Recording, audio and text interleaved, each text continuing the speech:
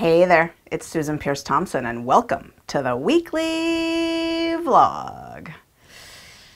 Happy New Year! Oh my gosh. Okay, so we've got a whole bunch of brand new boot campers starting the boot camp. And in spirit of people getting started on their bright line eating journey and getting acclimated to the food plan and getting used to it, I just wanted to address this question that someone wrote in. They're anonymous, and they said, I heard you use the phrase, "Is my food too sexy?" Sexy food really struck a button for me. Please explain this term.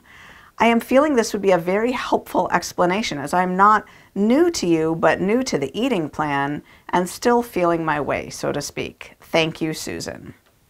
Okay, great question. Yes, I use the term sexy food all the time.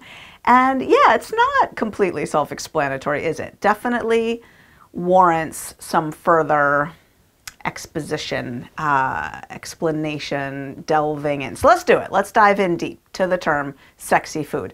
So I've been thinking about it, and it really breaks down to three different dimensions. One is the reward value of the food, and I'll explain that. The second is the level of processing involved, and I'll explain that. Of course, in Bright Line Eating, we avoid processed foods, but there are some semi-processed foods that we allow in Bright Line Eating, so I'll explain that. So reward, processing, and then finally complexity.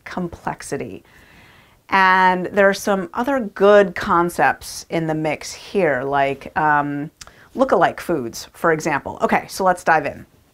First and foremost, we want to be thinking about reward value when it comes to sexy food. So generally speaking, sugar, flour, fat, salt, these are the elements that make foods more highly rewarding.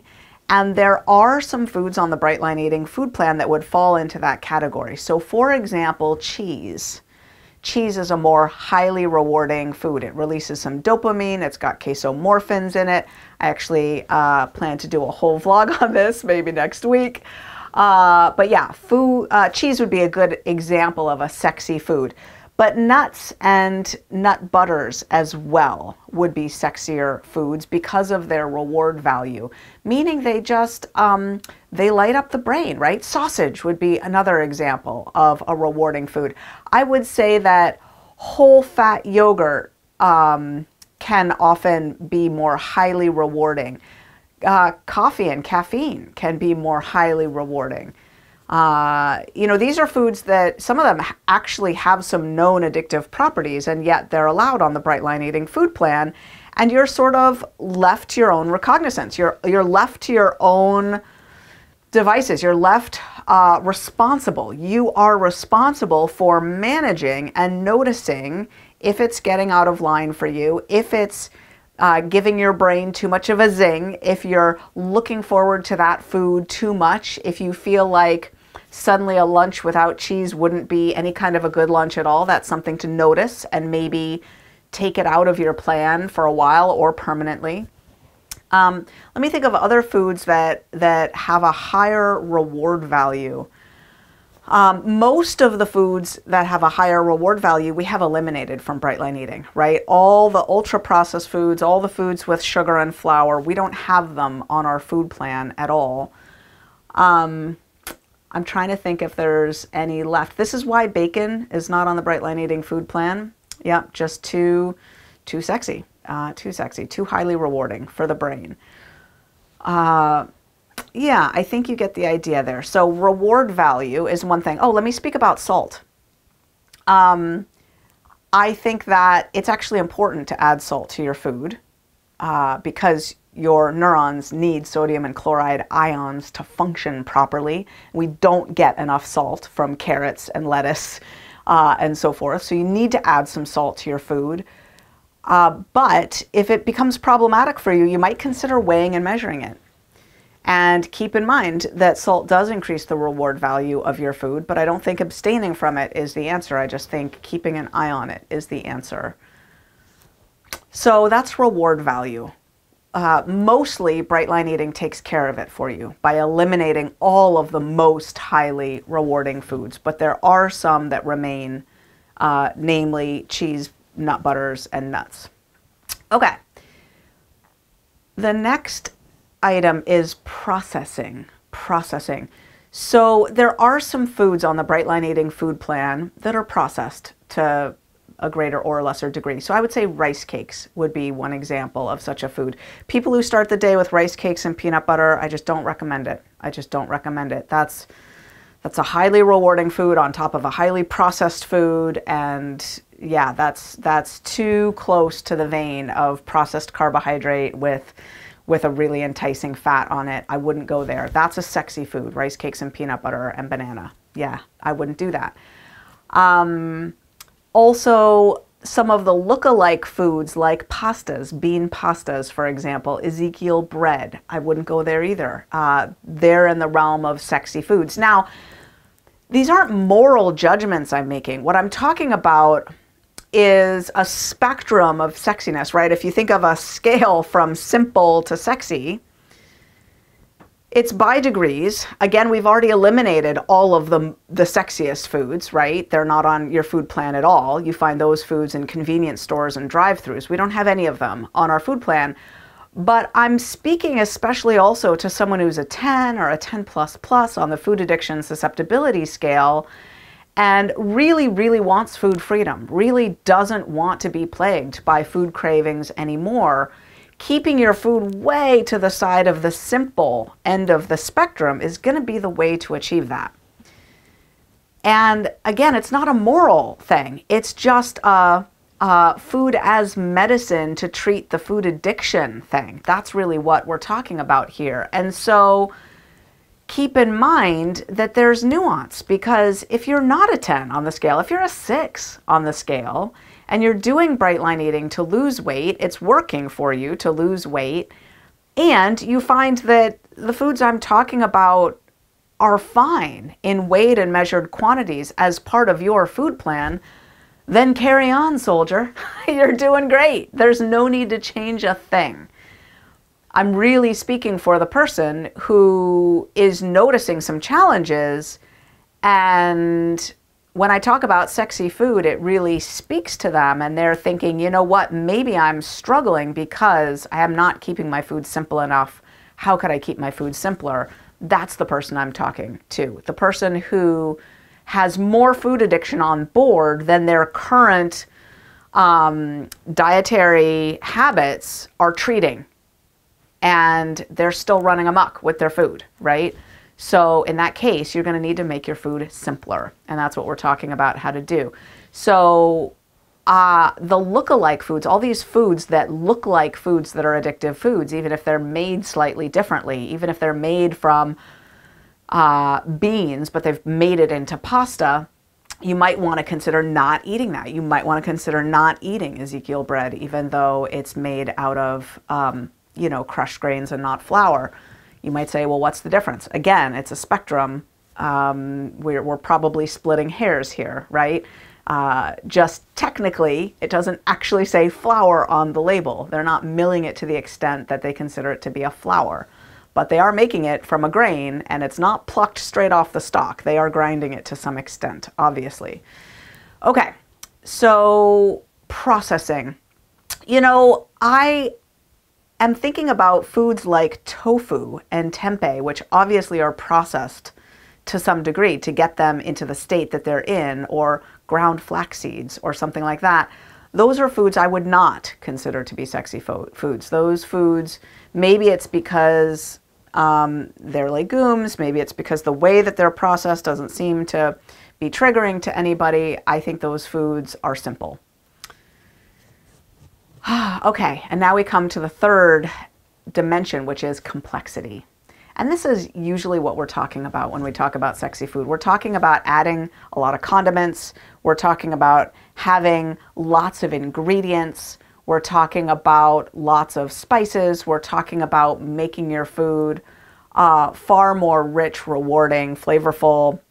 And it's not that we have anything against flavor, but definitely layering it in extensively makes the food sexier. It slides it up the spectrum from simple up to sexy. So there's a big difference between having butternut squash that you've steamed or just put in the microwave till it's soft enough to eat, versus having butternut squash that you've sprayed with spray oil. Don't be fooled. There's definitely oil in spray oil and hence fat and hence calories. There's nothing wrong with fat and calories. It's just that you're actually putting oil on your food, right? The can says 0 calories. That's a lie. That's based on a 1/7 second spray or something that nobody's physically able to do. So if you spray it down with oil or coat it in oil, even worse, and then roast it, there's something about that procedure that makes the food far sexier. Roasted vegetables are way sexier than steamed vegetables. Way. And they're more delicious. And they could be fine for you, right? Again, no moral judgment here. I've eaten plenty of roasted vegetables and been bright and felt great and been free, and it's been fine, right? If I am needing to roast my vegetables and also needing to make sure there's a little bit of oil on there when I roast them, and I'm attached to it, and I'm doing it regularly, not only for me is that going to affect my weight, but it's also going to affect my peace of mind. I need to be doing a lot of my vegetables steamed, or just, steamed or just microwaved, just simpler. So let me go back to what I was saying though. There's a huge difference between steaming butternut squash or cooking it in the microwave versus roasting it with some oil, versus roasting it with some oil and then sprinkling cinnamon and nutmeg and all kinds of pumpkin pie spice all over it, because now you're like getting into the domain of a look-alike food, right? You're trying to make it seem like pumpkin pie. And that is not conducive to mental peace in general. Like that's starting to tip the scale way into the sexy realm, right? Butternut squash is pretty sweet, right? So you gotta, and now if you're like adding some salt and some cinnamon, like now you're definitely getting into the realm of pretty darn sexy, okay? So this is what I mean when I say complexity, layering in different elements and aiming to create a whoosh in the brain. That starts to get problematic. So melted cheese is another one that I think is way over the line. I personally never, ever, ever, ever melt cheese. There's something about doing that is, it's addictive. It's just really addictive, right? So if I'm ever going to eat cheese, which I don't tend to do because it's really not very healthy and my system doesn't like it, I would weigh 2 ounces of cheese and I would just have, you know, little chunks or a block of, or some string cheese or something like that. And I would eat it whole and separate and not melted onto my food. So that would be another example of complexity that makes food super sexy. And then if you just think about vegetables, right? Like one vegetable steamed is the ultimate in simplicity. A green vegetable steamed, boom, simple. Steamed, 6 ounces of steamed broccoli. Doesn't get more simple than that. When you start to add oil, when you start to roast, when you start to add garlic, when you start to add spices, when you start to add multiple vegetables. So now you're doing a stir fry. Now you're adding lots of different vegetables together. You're adding mushrooms and onions and broccoli and stir frying it together. All of those things gradually increase the complexity level. Again, no judgment. No, there's nothing that says that that's not bright. It's just that you've asked what makes food sexier, and complexity is one of the things that makes it sexier. So if you're really looking to simplify food and see what kind of effect that has on your brain, try eating whole foods, one food per category at a time, with the simplest preparations, with no added oil in those preparations, and see what happens to your brain. Now, I have, and add some salt and pepper at the table. Add some salt and pepper, right? I find that simple food is delicious. And when I am hungry for the next meal, because I haven't eaten anything in between meals, my brain and my body are so ready for that food. It hits my taste buds just right, and it's amazing. It's enough. It's enough. And the simpler I keep my food, the more likely the next simple meal is going to absolutely feel like enough, because simple food begets a brain that appreciates simple food. And sexy food begets a brain that needs sexy food. And that's exactly the point here, is that with each choice, with each meal, we're creating a brain that is either satisfied or needy. And we don't want a brain that's needy. So starting to lighten up on the sexy food and keep it simpler and simpler and simpler is a favor to our future self that will ultimately have a brain that is satisfied with simple food, that loves it, that is delighted, that is grateful, that is peaceful, that is calm, and for whom it is truly enough. So, thank you, dear one, for your question. Congratulations to everyone who's starting the Bright Line Eating Bootcamp. Happy 2024. I'll see you next week.